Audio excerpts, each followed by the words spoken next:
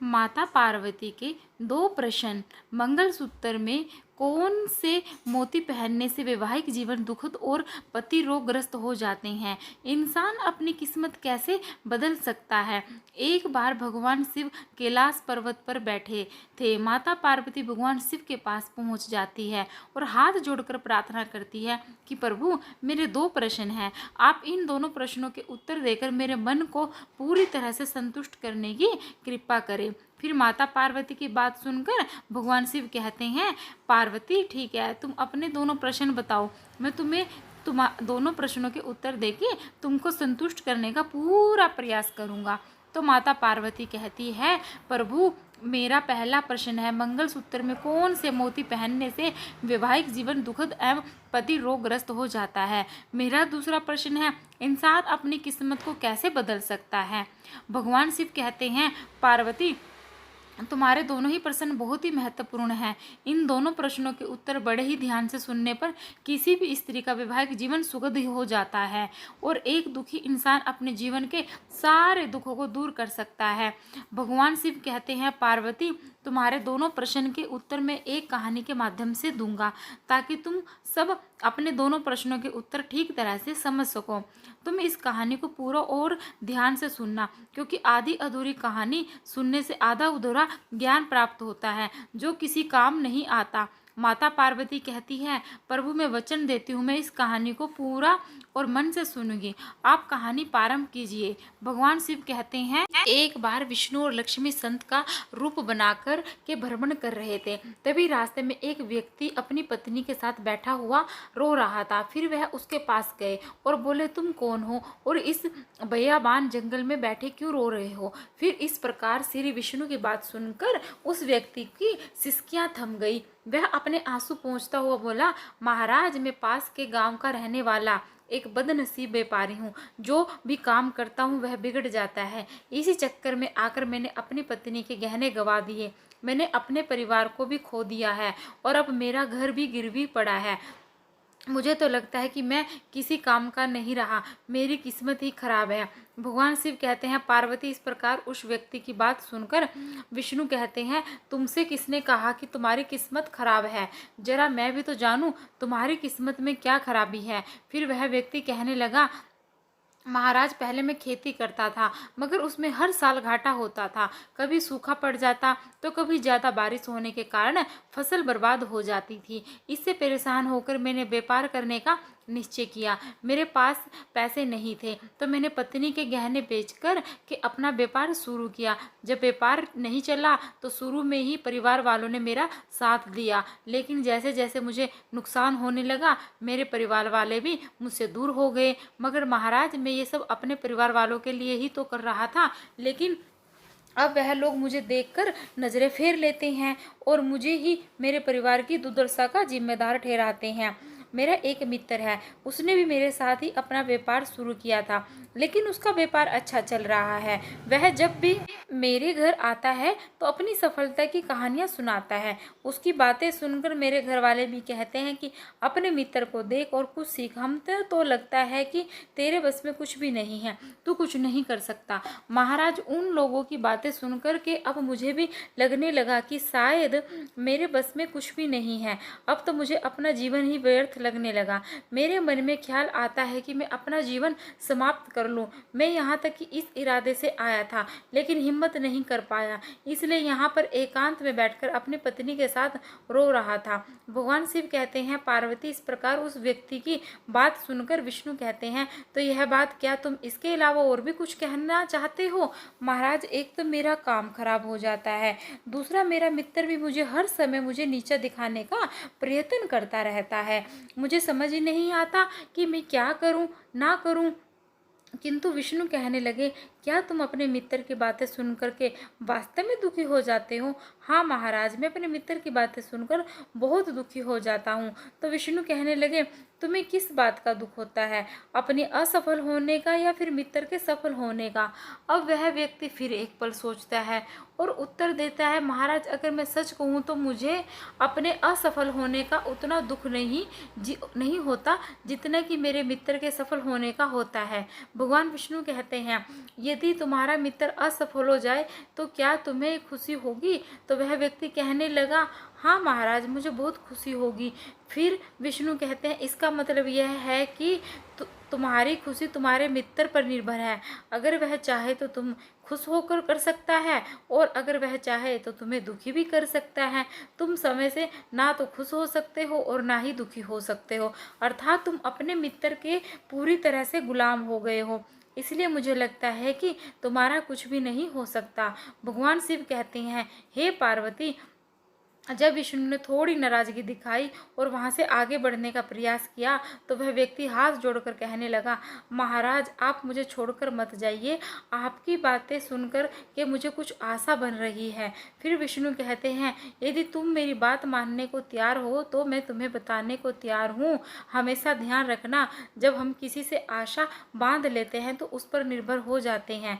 ऐसे में हमारी खुशी और दुख भी उसी पर निर्भर करने लगता है। इससे बेहतर है कि तुम अपने आप से आशा बांधो। जब तुम ऐसा करोगे और साथ ही पूरे जतन से काम करोगे तो तुम्हें सफलता अवश्य प्राप्त होगी। भगवान शिव कहते हैं, पार्वती, इस प्रकार विष्णु ने अपनी बात आगे बढ़ाई और कहा कि तुम्हें लगता है कि तुम्हारा मित्र तुम्हें दुखी करने आता है, पर अगर तुम उसकी बातों पर विचार करो तो वह बातें सही कहता है। तुम्हें अपने मित्र की बातें खराब लग सकती हैं, मगर मेरी नज़र में तुम्हारे मित्र की बातें बिल्कुल भी खराब नहीं हैं। वह अपने संघर्ष और अनुभव की बातें तुम्हें बताता है। तुम अपने मित्र की बातों का ध्यान से सुनकर उन बातों को अपने जीवन में उतार कर बहुत कुछ सीख सकते हो। तुम्हें उसके लिए उसे धन्यवाद करना चाहिए कि तुम्हें घर बैठे कुछ अनुभव मिल रहे हैं, क्योंकि तुम्हारे मित्र तुम्हें अपनी सफलता की कहानी सुनाते हैं कि वह सफल कैसे हुआ है। तुम उसके अनुभवों का लाभ उठाओ और एक नई शुरुआत करो। कर्म करते जाओ, हार मत मानो, एक दिन तुम्हें सफलता अवश्य मिलेगी। आज तुम जिसे अपना बुरा वक्त या बुरी किस्मत कह रहे हो, एक दिन यह बदल जाएगी और इसी के साथ तुम्हारे विचार भी बदल जाएंगे। और देखना, जब तुम्हारा अच्छा वक्त शुरू होगा तब तुम्हारे मित्र भी तुम्हें अपनी सफलताओं की कहानी नहीं सुनाएंगे, तब वह तुम्हें अपनी असफलताओं की बातें बताएंगे, ताकि तुम उसकी बातें सुनकर भ्रमित हो जाओ और तुम्हारा आत्मविश्वास हिल जाए और तुम गलत निर्णय ले सको। लेकिन उस समय भी तुम्हें अपनी बुद्धि का प्रयोग करना होगा। तुम्हारा मित्र जैसे आज तुम्हें दुखी करने आते हैं, इसी तरह उस समय भी तुम्हें दुखी करने आएगा, क्योंकि जिस तरह है उसे दुखी से देखकर तुम्हें मज़ा आता है, उसी तरह उसे भी तुम्हें दुखी देखने में उतना ही मज़ा आता है। भगवान शिव कहते हैं, पार्वती, इस प्रकार विष्णु की बातें सुनकर वह व्यक्ति कहने लगा, महाराज, आपने सही कहा, लेकिन मेरा सबसे बड़ा दुख यही है कि मेरे परिवार के लोग भी मुझे इसमें शामिल है। वास्तव में मैं तो अपने परिवार के लिए अच्छा करना चाहता था, लेकिन वह लोग मेरी बातों को समझने की तैयार ही नहीं है। वह तो मुझे गलत कहते हैं और अब तो बात इतनी बढ़ गई है कि मेरा साथ भी छोड़ दिया है।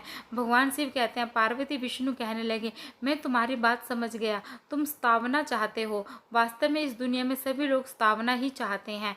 हम चाहते हैं कि हम जब भी कुछ करें तो लोग हमारी प्रशंसा करें, लेकिन आमतौर पर ऐसा नहीं होता, इसलिए हमें दुखी हो जाते हैं।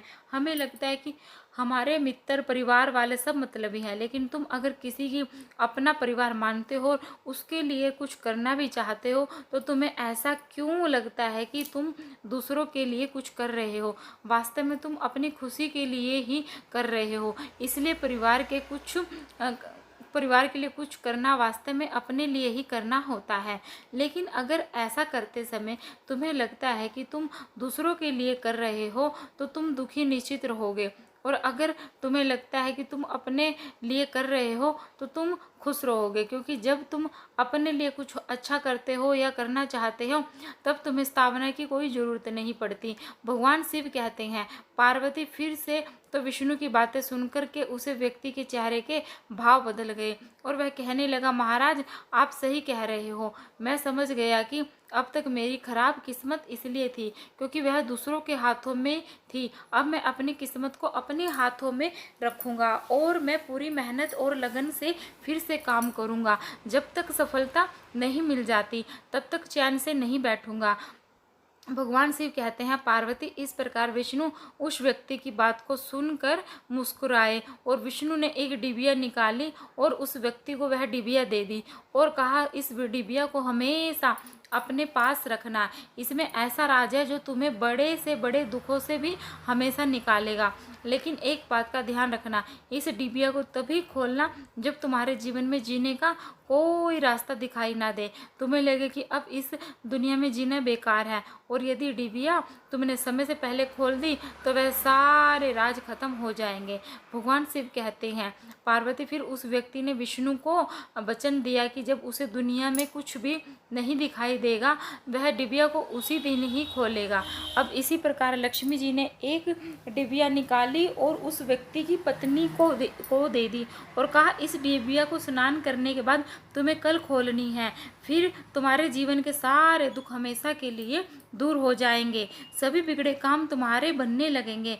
भगवान शिव कहते हैं, पार्वती इस प्रकार जो व्यक्ति घर जाकर अपने काम पर चला गया और उसकी पत्नी ने स्नान करके वह जब डिबिया खोली जो लक्ष्मी ने दी थी, उसमें एक पर्चा और एक मंगलसूत्र था जो हर सुहागन की निशानी होती है।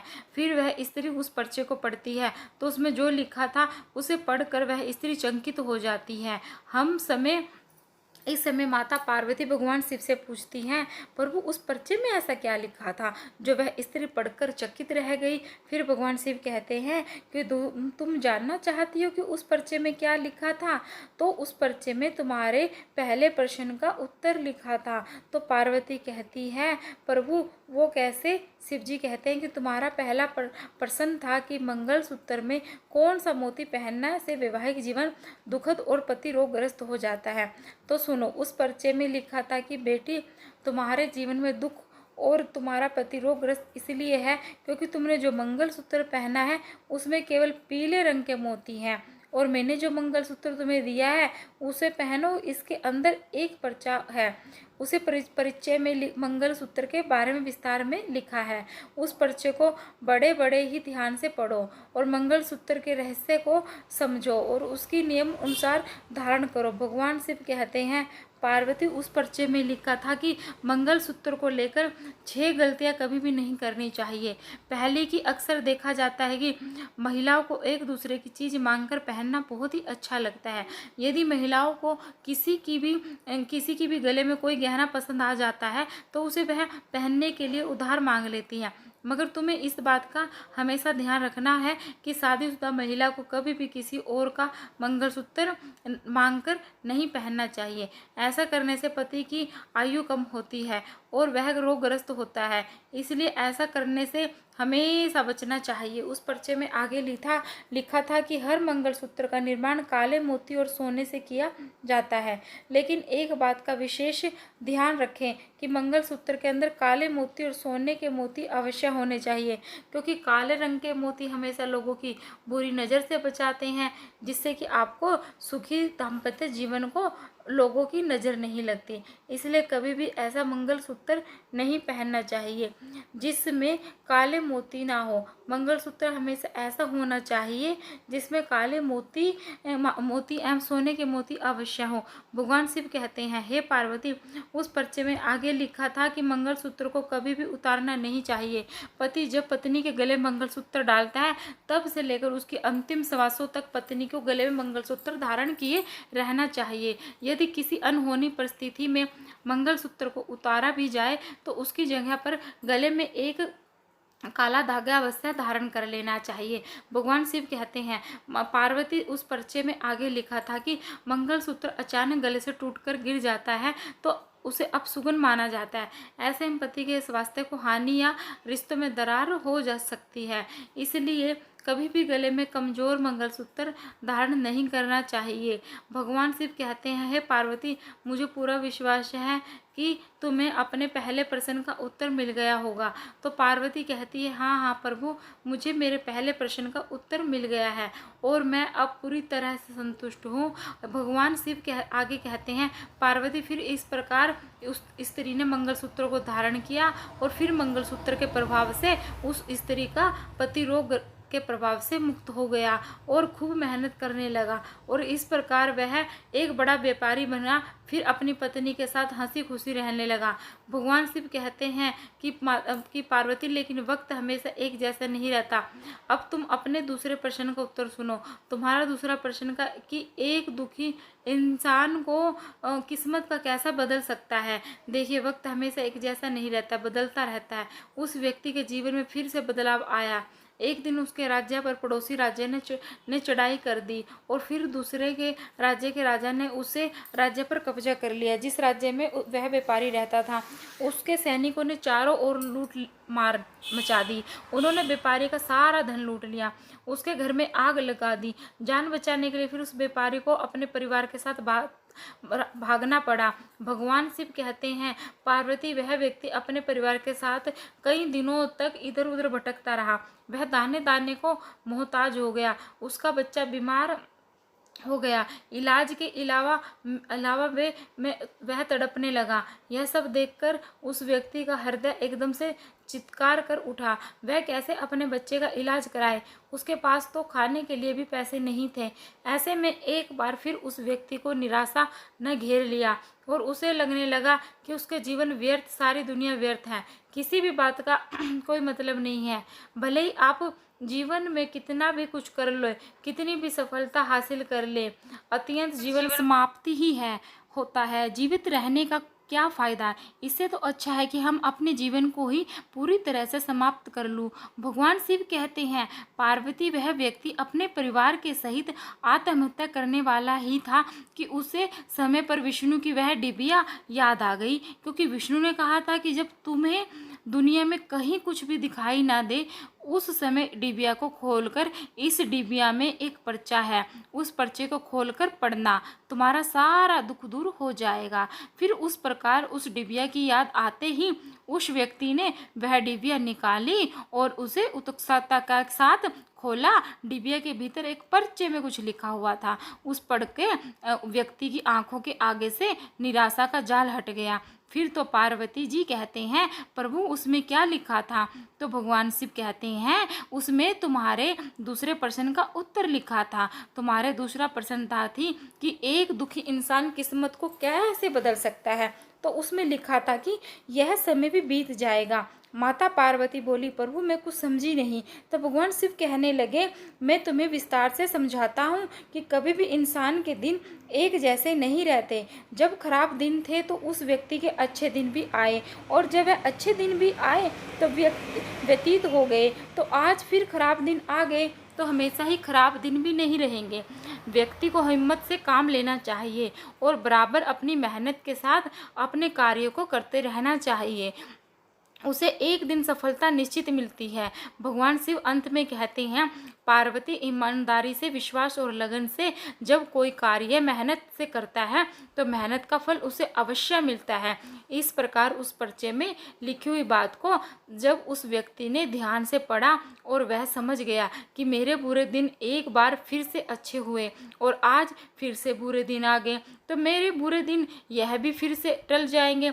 समय एक सा नहीं रहता और वह एक दिन पहले से भी बड़ा व्यापारी बन गया और अपने परिवार के साथ में अपना जीवन हंसी खुशी व्यतीत करने लगा। ये थी कहानी माता पार्वती और शिव शंकर की। कमेंट में हर हर महादेव जरूर लिखें। धन्यवाद।